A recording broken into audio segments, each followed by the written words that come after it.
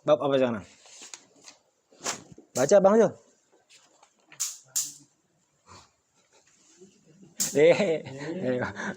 Nunjuk orang deh. Iya.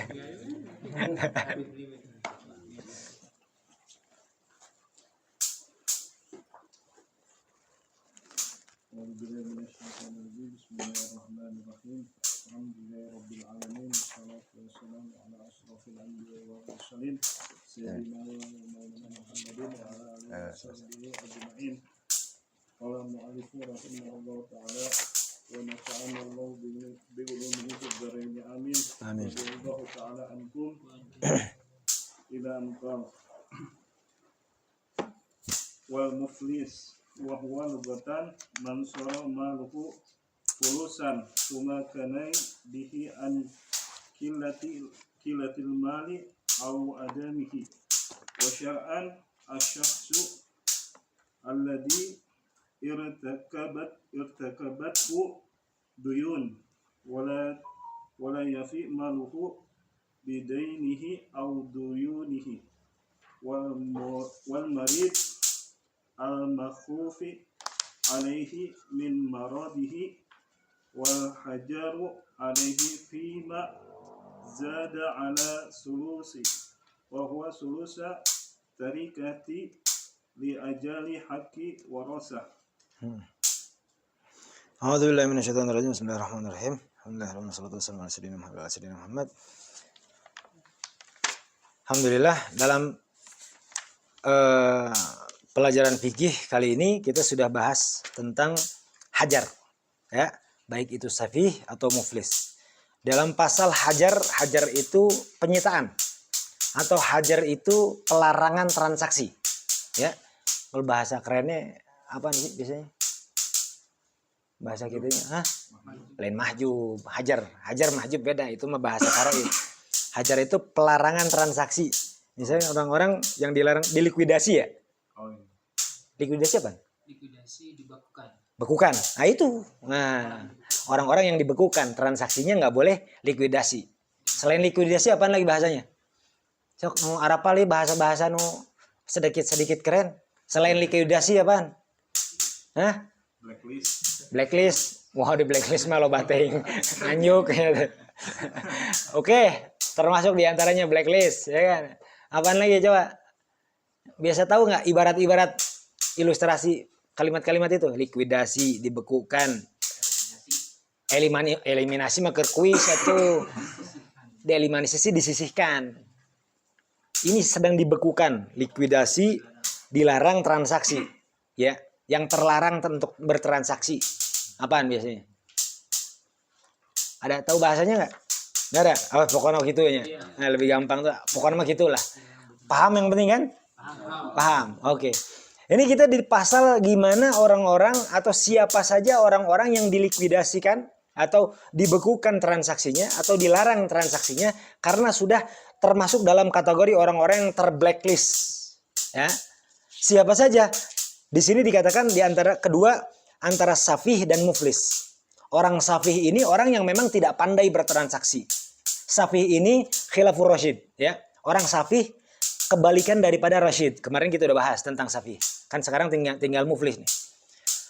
Orang yang tidak pandai bertransaksi, orang yang tidak pandai, seperti contoh yang tidak pandai bertransaksi, orang seperti apa? Orang tidak pandai menegosiasikan harga. Pokoknya datang transaksi ini berapa? Beres. Harganya 1 juta. 1 juta? Oke. 1.200.000 bayar. Wow, orang kaya BDP enggak. Orang kaya tapi bego. Maaf. Harga 1 juta dibayar 1.200.000 bayar. Udah jelas harganya 1 juta. Dibayar walaupun 1.200.000 bayar. Ya ngapain ente nyebutin begitu? Dengan itu. Bayar aja 1 juta, selesai. Aneh itu. Dengan membayar 1 juta aja kalau tidak pandai bernegosiasi, tandanya safih. Kok begitu? Iya, karena nanti ada seni dalam jual beli. Di dalam Islam tuh ada diajarkan, ya. Seni jual beli itu adanya negosiasi. Walaupun kekeh yang ngejualnya ini, wah enggak, memang tetap harganya 1 juta. Dia nggak ngomong modalnya berapa, dia nggak ngomong lah, anak rugi dong kalau dikurangin dan enggak, anak pengen 1 juta. Pengen beli ya udah enggak jadi. Kan itu. Harganya berapa? 1 juta. Ini ya udah gimana? Pokoknya ada negosiasinya dulu. Tapi kekeh nggak mau turun-turun, ya udah yang penting ada kepandaian untuk menego. Ada orang-orang yang nggak mau negosiasi. Ya kan itu. Yang kayak gitu tuh kalau dibilang orang yang memang bisa nanti ada syarat-syarat lain yang menjadikan dia safi. Safi itu orang yang tidak rasyid. Rasyid itu orang yang cerdas, ya. Makanya Anda bilang, ya jangan sampai gitu. Udah kaya tapi bodoh.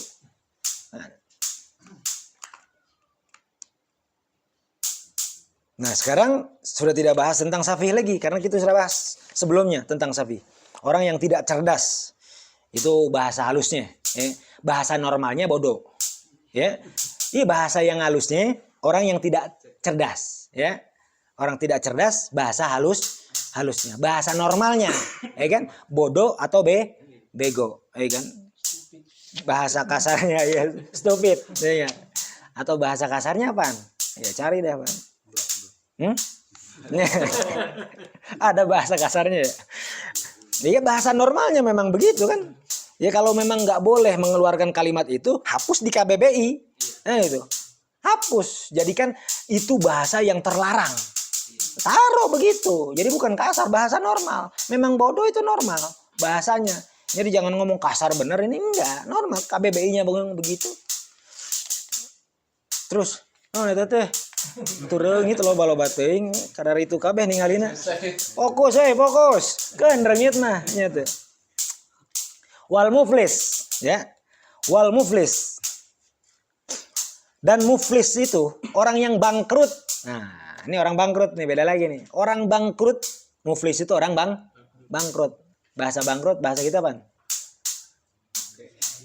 Pailit, ya. Orang yang sudah pailit, orang yang sudah bangkrut. Bahasa Inggrisnya apa? Bankrupt kan? Bankrupt. Lamun bahasa Sunda naon aya tuh bahasa Sunda? Hah? Bangkar.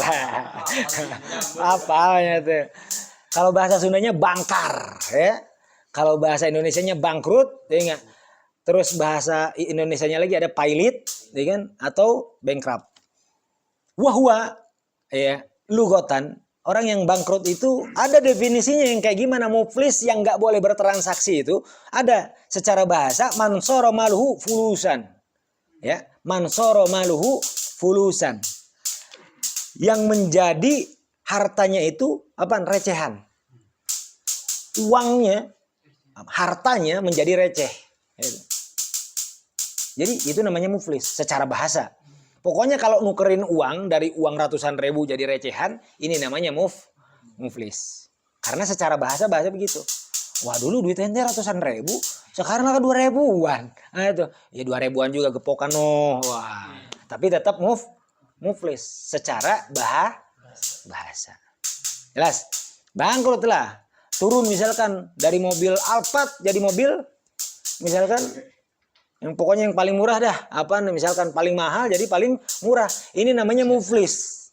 Bangkrut secara bahasa. Yang tadinya duit banyak, ya kan, neraktirin orang-orang misalkan sampai jajan ratusan ribu, jutaan, ujung-ujungnya neraktirin cuma goceng, ya kan? Siomay doang 3 colok, ya kan? Misalkan itu secara bahasa. Boleh dikatakan muflis, tapi transaksinya masih sah.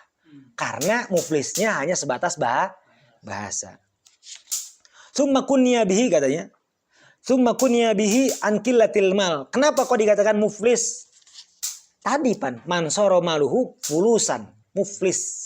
Ya, muflis itu orang yang hartanya menjadi fulus. Jadi isim fa'il, jadi muflis. Kalimatnya itu aslinya begitu. Kalau bahasanya ya. Nah, yang dimaksud di sini katanya kenapa kok dikunyahkan menjadi orang yang memang tidak punya uang? Ya kan karena uangnya itu, karena hartanya itu sudah semakin sedikit. Paham?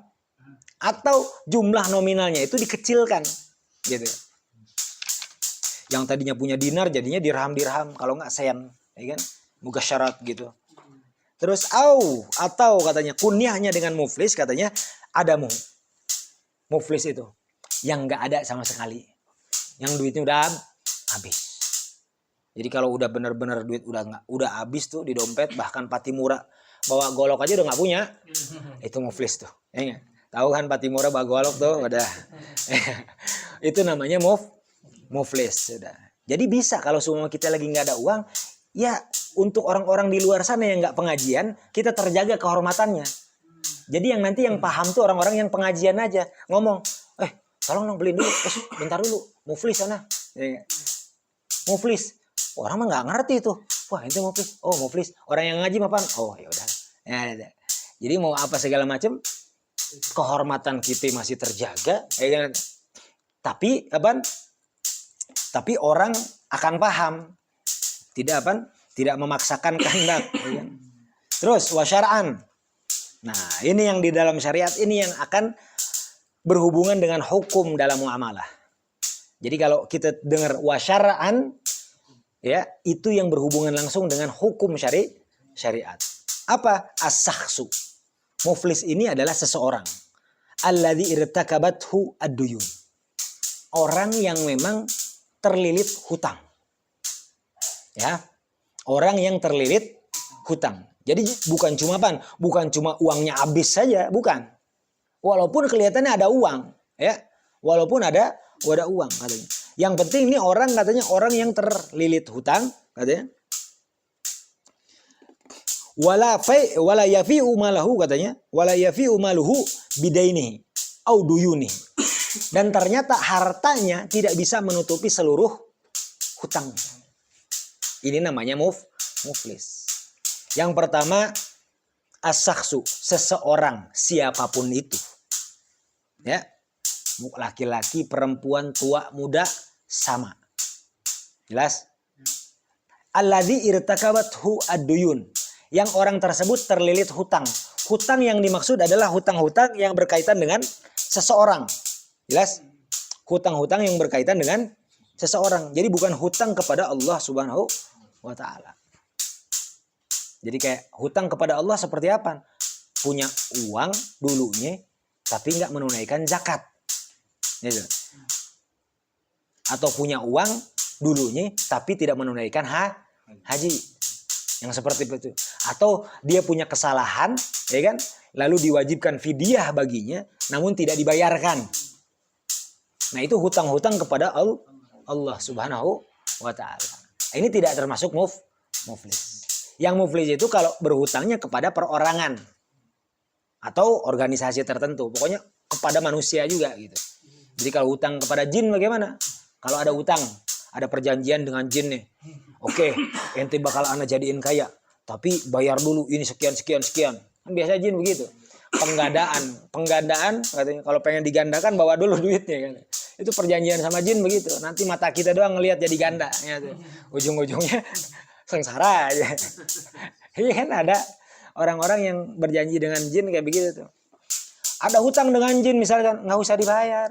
Ya, lamun wanian ya tuh, lamun wani tong dibayar. Ya tuh. Kalau berani jangan bayar. Tapi yang dimaksud kalau hutang sama jin, ya kan tidak termasuk muflis dalam konteks syariat.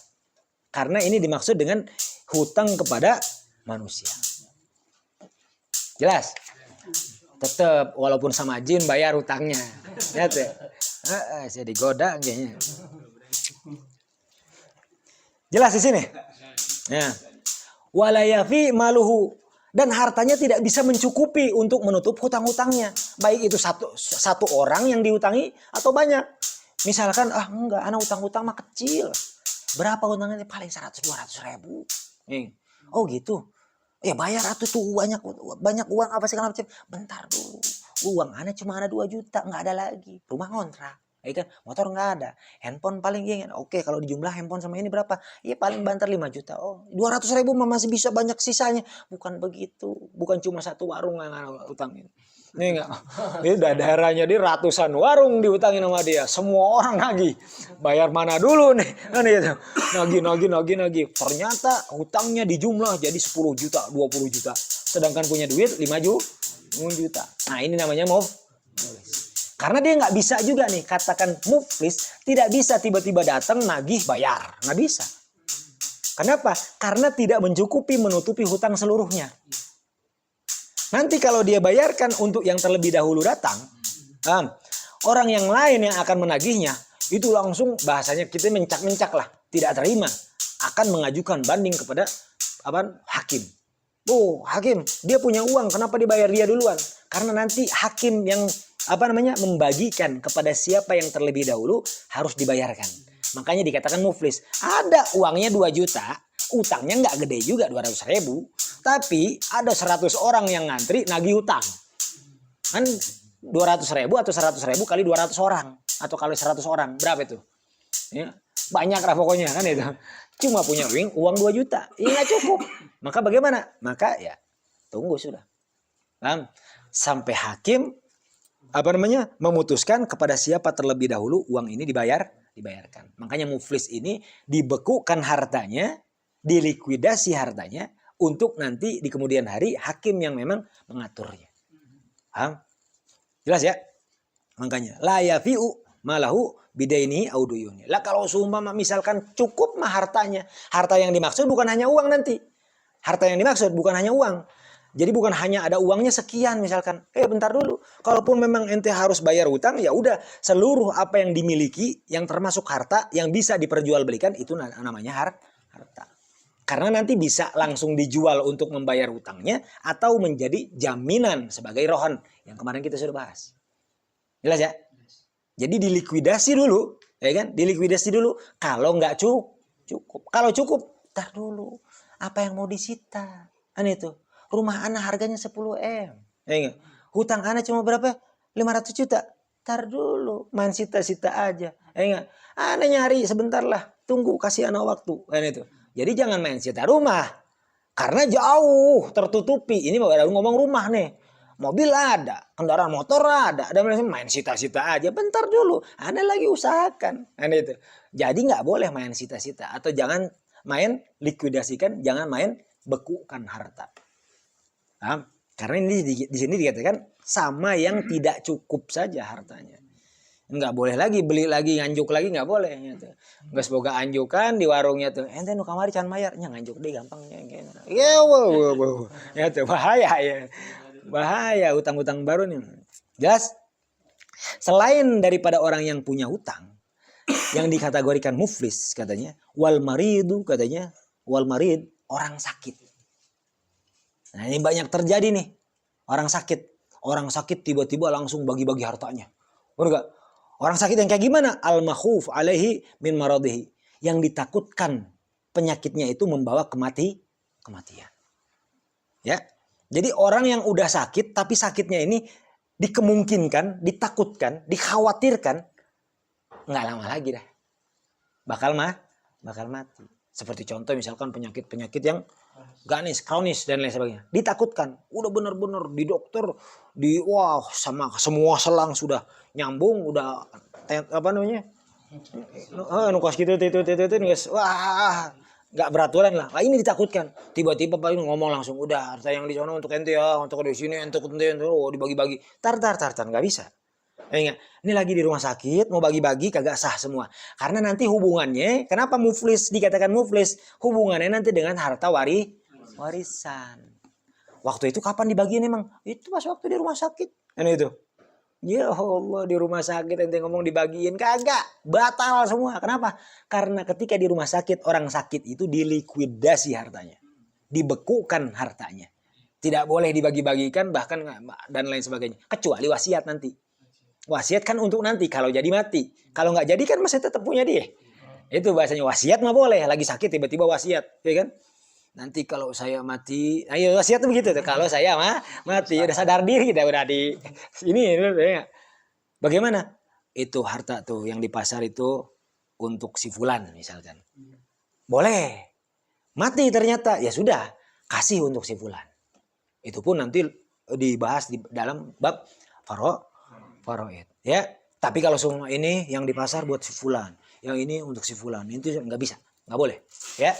Karena dikatakan wal maridu al mahuf alaihi min maradihi katanya, dan orang sakit yang ditakutkan dikhawatirkan ketika sakitnya itu akan membawa kepada kematian. Jelas. Wal hajar alaihi katanya fi mazada ala thulus katanya, dan juga dimahjurkan alaihi ya fi mazada ala thulus yang hartanya lebih daripada 1/3. Paham? Kenapa? Wa huwa thulutsat tarikah li ajli haqqil warasah, karena 2/3-nya untuk ahli waris. Paham?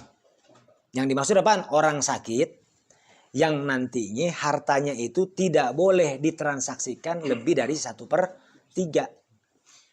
Tidak boleh lebih dari 1/3. Kenapa boleh 1/3? Apabila diwasiatkan. Ini biar dipahami di sini.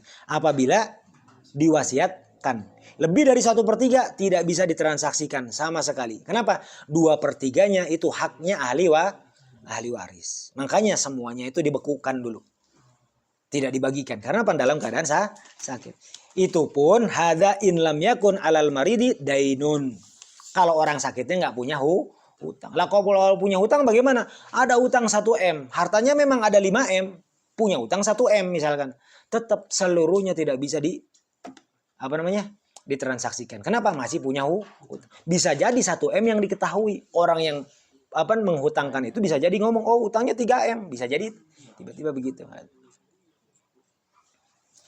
Fa in kana alaihi dain, dan apabila dia punya hutang yastagrik tarikatahu katanya, maka seluruh tarikahnya itu, harta peninggalnya itu semuanya tidak bisa ditransaksikan. Hujira alaihi fi thulus wa mazada alaihi. Jadi semuanya itu tidak bisa ditransaksikan. Jelas? Jadi hujiro itu dimahjurkan dalam perkara 1/3-nya, wa mazada alaihi, dan selebihnya. Paham? Jadi semuanya itu dimahjurkan karena ada hutang. Jelas ya? Karena ada hutang. Selain daripada itu, jadi tadi ada 2 kategori kan? Orang yang udah bangkrut, nggak punya duit sama sekali, atau ada tinggal recehan, ya kan? Tadinya miliarder, sekarang jadi naon lah pokoknya gitu. Udah gitu orang yang sakit, yang sakitnya itu dikhawatirkan akan meninggal. Terus wal abdu katanya, hamba, perbudakan. Nah ini perbudakan memang sudah tidak ada, namun kita harus pelajari. Dan di sebagian negara masih ada nih perbudakan. Wal abdu kayak hamba, budak, alladzi lam yu'dzan lahu fit tijarati, budak yang tidak diizinkan berniaga, berjualan. Jadi kalau hamba, ada budak nih, nggak boleh jualan, ya, nggak boleh jualan, maka nggak boleh juga dia jual beli di sana. Tanpa izin. Tanpa izin. Jelas ya? Sebelumnya kita harus tahu dulu bahwa apa? Bahwa sebelum kita lanjut, bahwa ada yang dikatakan di sini kan kita lagi bahas tentang apa? Tentang hajar. Ya. Hajar itu di mana orang-orang akan dibekukan, orang-orang akan dilikuidasi seluruh hartanya. Ya. Ini ngomongin urusan dunia. Harta kita tidak bisa lagi ditransaksikan, ya kan? Semua kekayaan kita dianggap hilang, dianggap tidak ada. Karena nanti, walaupun ada, nanti semuanya aturannya termasuk harta-harta kecilnya itu akan dibagikan oleh si hakim atau sampai tasalah dan lain sebagainya. Tapi ada lagi katanya dikatakan di sini wal muflisu fil akhirah. Karena ini tadi ngomongin muflisu fid dunia. Muflis duniawi, muflis yang memang dia sengsara karena tidak punya harta atau banyakkan hutang dan lain sebagainya. Ada muflis fil akhirah. Man tu'ta hasanatahu li khusamaihi. Ya. Orang nanti ada di akhirat nanti itu, katanya apa? Di akhirat nih, ada muflis juga. Orang-orang muflis di akhirat. Orang muflis di akhirat itu kayak gimana? Man tu'ta hasanatahu katanya, mahasanatuhu li khusamaihi. Yang nanti itu pahala-pahalanya dia akan diberikan kepada orang-orang yang memang berhubungan langsung yang pernah dizolimi oleh dirinya. Khusama itu musuh-musuhnya lah. Yang bertikai dengannya. Jadi jangan pernah bertikai dengan orang lain. Dalam artian jangan pernah melakukan kesalahan kepada orang lain. Karena apa dikatakan di akhirat bakal ada orang-orang yang muflis. Orang-orang yang nggak punya pahala sama sekali. Nanti ada orang-orang yang dikenal. Kalau dikenal di dunianya ini rajin ibadahnya. Jadi kisahnya tuh seperti itu. Ada orang yang dikenal di dunia itu rajin ibadahnya. Namun ketika di akhirat dia kayak gembel. ya bahasanya compang-camping tuh kalau dibilang kayak gembel tuh kayak sedihnya betul-betul sedih, menyesalnya betul-betul menyesal, dan khawatirnya betul-betul khawatir. Kenapa? Karena dia tidak lagi memiliki pahala, padahal ahli ibadah. Kenapa? Karena apa? Ketika di masa dunianya itu dia bukan hanya ibadah dia lakukan, apa? Berhubungan langsung dengan mendolimi orang-orang yang lain. Baik itu mendolimi dengan urusan harta atau mendolimi dengan hal-hal yang lain, dengan hinaan, gibahan, fitnahan, namimahan dan lain sebagainya. Nah ini sih dikatakan orang-orang seperti itu walaupun ibadahnya banyak, semua pahalanya akan diberikan kepada orang-orang yang berselisih, bermasalah dengan orang-orang yang pernah dibuat masalah dengannya. Ya kan gak enak banget. Kita udah kumpul-kumpul pahala, kan tiba-tiba, tuh panggih kan no. Saya tak pernah dolim ke orang. Dia pernah dolim kepada saya, ya Allah, saya minta pahalanya dia. Kata Allah, ya oke, sekarang waktunya diadili. Berikan pahalanya, semuanya pahala-pahala sampai habis. Kalau orang dolim tuh begitu. Ya, ngukurnya makanya kita jangan sampai dolim sama orang. Walaupun ibadah kita sedikit.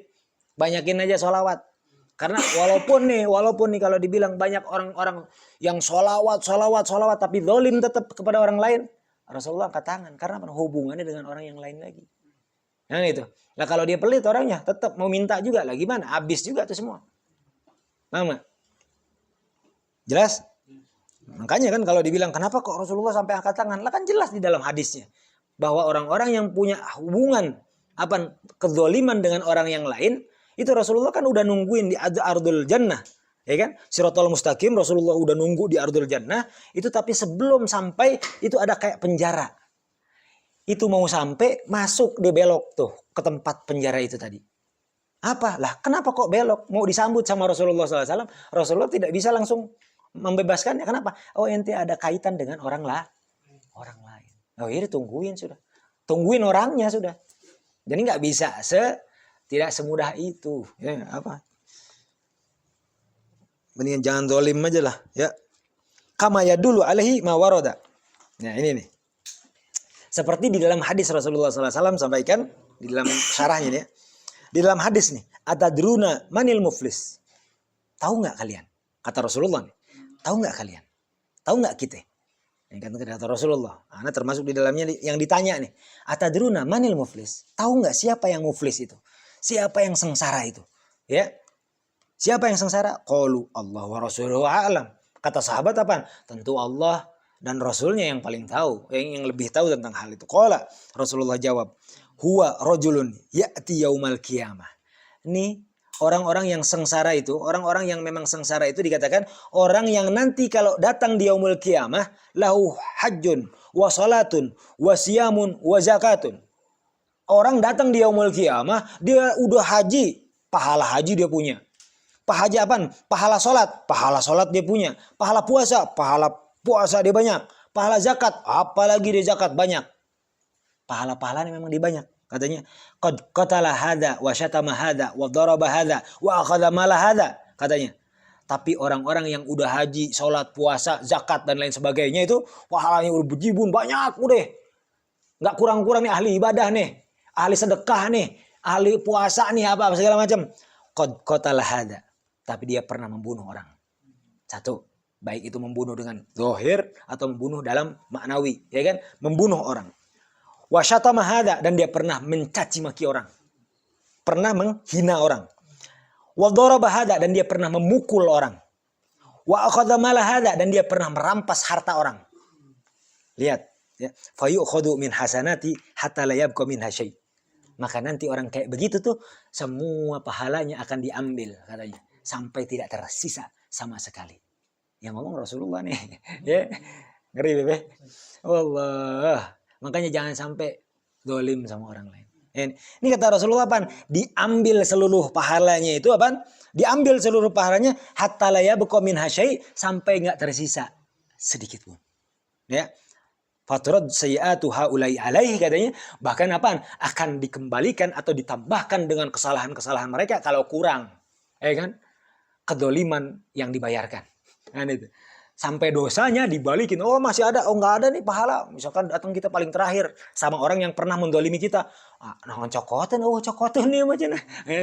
Nggak ada yang kita bisa ambil nih pahalanya udah habis nih. Oh ini emang orang dolim nih makan itu. Gimana? Ya Allah, ana ngambil apaan ini? Orang kagak ada pahalanya sama sekali nih. Ya udah simpen dosa ente ke sana. Nah itu. Disimpanlah dosa-dosa kita yang orang yang pernah mendolimi kita. Ini ilustrasi bukan kita yang didolimi. Kita pernah dolim nggak sama orang? Nah, terjadilah kasus seperti itu. Kedoliman atau dosa-dosa orang itu akan ditimpakan ke kita. Na'udzubillah min dzalik. Fataraddu sayyi'atu haula'i alaihi, katanya semua kesalahannya akan dikembalikan kepada mereka semuanya, katanya. Tsumma yatrahu finnar, dengan kesalahan seluruhnya itu akan dimasukkan ke dalam api neraka. Jadi bahasanya mewakilkan dosa-dosa orang lain untuk disiksa. Kan begitu. Kalau ada dosa orang lain yang dibebankan kepada kita karena kita zalim kepada orang tersebut, berarti tandanya kita wakil untuk tersiksa karena dosa benar tuh sih. Paham nggak maksud logikanya? Paham ya? Kita ibadah sampai amal ibadah kita itu amalan pahalanya itu habis. Kenapa? Karena selain ibadah kita pun dolim sama orang lain. Jelas? Orang-orang yang kita dolimi itu menagih, membayar atau menagih bayaran apa? Hal-hal yang pernah didolimi oleh kita, baik itu hanya hinaan. Tidak ada urusan uang, tidak ada. Hanya hinaan, hanya fitnahan, hanya gibahan. Ditagih oleh mereka. Sampai habis amal ibadah kita. Pahala-pahalanya sampai habis. Terus ini ternyata orang yang pernah kita dolimi, orang-orang yang memang orang-orang tidak pernah ibadah. Orang-orang yang sukanya maksiat. Orang-orang suka maksiat. Baik maksiat, judi, zina, mabuk, apa dan lain sebagainya. Tapi dia tidak pernah dolim sama orang lain. Maka nggak pernah ditagih sama orang lain. Kan dosa mulu tuh. Punya pahala dari siapa? Dari kita. Karena kita pernah ngedolimin misalkan ada di daerah kita. Orang suka mabuk apa segala macam. Tapi kita hina aja tuh orang. Dia mah karena yang ngerasa dirinya memang udah tukang mabuk ya. Diam aja. Kagak pernah ngebales. Ya kan? Tapi ikut ngaji kagak. Aneh itu. Tapi kita ngerasa udah ngaji ngehina. Hinaan ya. Bukan ajakan. Bukan nasihat. Bukan. Ini hinaan. Beda. Hinaan dengan ajakan tuh beda. Orang tuh Masya Allah. Diam aja. Udah. Di hari kiamat nanti, di akhirat nanti bisa kebalik. Kita yang menghina dia masuk neraka, ya kan? Dia yang selalu kita hina masuk surga. Kenapa? Karena dia menagih pahala nanti dari hinaan-hinaan itu. Kita menumpuk dosa. Dari dosanya siapa? Tukang mabuk tadi. Ya, karena sebab. Jadi kita dihukum nanti di neraka karena dosa mabuk, padahal nggak pernah mabuk. Ya kan? Dia pahala orang-orang mulia yang punya ilmu, ya kan? Karena ngambil pahala dari orang yang berilmu. Enak emang kayak begitu? Enak kayak begitu? Kagak ada enak-enaknya pisan. Bener Bebe? Ya Allah. Dan ini berlaku untuk siapapun. Nggak ada pandang bulu nih. Ya karena yang ngomong langsung Rasulullah SAW. Bener nggak? Ngeri apa nggak? Ngeri nggak? Makanya dari mulai sekarang, ya. Ingatkan, pernah dolim kepada siapa? Minta maaf. Selesai minta maaf, dimaafin ataupun enggak, yang penting tulus. Ya enggak, minta maafnya tuh tulus. Jangan segala pakai ngomong bukan Nabi boy. Ingat enggak tuh? Jangan, tulus minta maafnya. Ya enggak? Ini lagi viral nih kayak begini-begini nih. Ujung-ujungnya minta maaf pakai bukan Nabi boy, ya kan? Paham kan? Kita enggak ngomongin nih contohnya. Karena banyak orang minta maaf enggak tulus. Maafin aneh. Muka mah kemana minta maaf? Mana teh bener minta maaf atau ngajak ribut teh. Ya teh. Minta maaf tuh aneh minta maaf karena sering gibah. Kayak contoh nanti nih insyaallah nih waktu momen tepat nih. Berapa bulan lagi berarti? 2 bulanan lagi ya. 3 bulan lah, 2 bulan 3 bulan lagi nih ada momen tepat nih lebaran. Ngomong secara jujur, bro. Apaan bahasa Sunda biasanya teh? Lur, nya teh. Biasa kan masih itu atau naon lah pokoknya mah. Maafin nih. Aneh dulu pokoknya dari mulai kita kenal sampai sekarang ana sering ngegibahin ente. Tapi maaf, ana lupa ngegibahin apaan aja. Tapi ana yakin ngegibahin ente. Jangan ngomong, maafin ya, mungkin ana ngegibahin ente. Mungkin. Ya kan? Padahal sering. Ngomong jujur, ana menggibah. Ana ngegibahin ente. Karena kalau dalam pertemanan pasti aja ada kesalahan kekhilafan yang kita ucapkan dan ngegibahin. Minta maaf jujur. Ana ngegibahin ente tahulah kita sama-sama ngaji kan. Atau mungkin kita ngomong yang enggak sama-sama ngaji. Ngomong aja. Lah ente yang ngegibahin anak enggak. Harus ana ngomong begitu. Ana udah lupa ngegibahinnya apaan aja. Tapi insya Allah ana enggak mau ngegibahin lagi. Tapi maafin. Ana pernah ngegibahin ente. Maafin enggak? Banyak nih. Iya maafin. Bersih dosa gibah kita. Ya. Maafin, ana dulu sempat apaan? Sempat apa namanya? Nyengkat ente. Nyengkat nih lagi jalan biasa temenan begitu kan?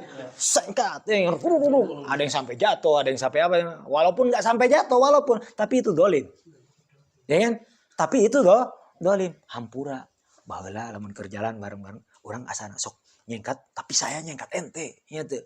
Insya Allah, tapi walaupun lupa minta hampuranya, dihampura. Apaan? Semua diingat dan diucapkan. Karena kalau tidak diingat dan tidak diucapkan, kelar. Poho, nah jadi itu diingat nah. Oh ingat eta aya ta. Nah, lebih baik minta maaf, bersihkan, ya, bersihkan. Kalau dosa kepada Allah kita bisa beristighfar, tapi dosa kepada manusia kita bisa hilang, kita bisa bersih dengan meminta maaf, menyelesaikannya dengan yang bersangkutan. Wallahu alam. Paham tum? Paham tum. Ini salah satu hadis yang membuat kita serem, ngeri-ngeri sedep. Ya. Ini harus kita betul-betul ingat. Berapa banyak ibadah kita percuma kalau kita dolim kepada orang lain. Mau berapa banyak, mau apapun pahala yang kita kumpulkan kalau kita dolim sama orang lain. Dan kedoliman itu bukan hanya memukul saja, bukan hanya merampas hartanya saja, bahkan hinaan, ejekan pun, bulian pun, ya, itu termasuk kedoliman yang nanti akan ditagih. Ya mudah-mudahan kita terselamatkan dari perkara-perkara maksiat yang seperti itu. Dan mudah-mudahan malam hari ini ilmu yang kita dapatkan bermanfaat dunia akhirat. Amin ya Allah ya Rabbal Alamin. Dan mudah-mudahan juga pahala duduknya kita di majelis taklim seperti ini, Allah berikan pahalanya juga untuk orang tua kita, orang-orang yang tercinta kita, yang mudah-mudahan di antara kita yang ada yang sedang sakit, mudah-mudahan Allah berikan kesembuhan. Dan juga untuk orang semua keluarga kita yang sedang sakit, mudah-mudahan Allah berikan kesembuhan agar lebih sempurna lagi. Doanya kita baca sama-sama. A'udzubillahi minasyaitonir rajim. Bismillahirrahmanirrahim. Alhamdulillahirabbil alamin. Wassalatu wassalamu ala sayyidina Muhammad. ربنا انفعنا بما علمتنا ربي علمنا الذي ينفعنا ربي فقهنا وفقه أهلنا وقرابات لنا في ديننا مهل القتر أنثى وذكر ربي وفقنا ووفقهم لما ترتضي قولا وفعلا كرما وارزقي كل حلالا دائما وأخلا أزكياء علما نهضى بالخير ونقضى كل شر ربنا واصلح لنا كل شؤون وأقر بالرضا منك العيون واقضي عنا ربنا كل الديون قبل أن تأتينا رسل المنون واغفر واستر أنت أكرم من ستر وصلاة الله تخشى المصطفى من إلى الحق دعانا والوفاء بكتاب فيه للناس الشفاء وعلى الآل كراما شرفا وعلى الصحب مصابيح الغرر اللهم اهدنا بهداك واجعلنا نسارع في رضاك ولا تولنا وليا سواك ولا تجعلنا ممن خالف أمرك وعصاك حسبنا الله ونعم الوكيل نعم المولى ونعم النصير ولا حول ولا قوة إلا بالله العلي العظيم الفاتحة الرحمن الرحيم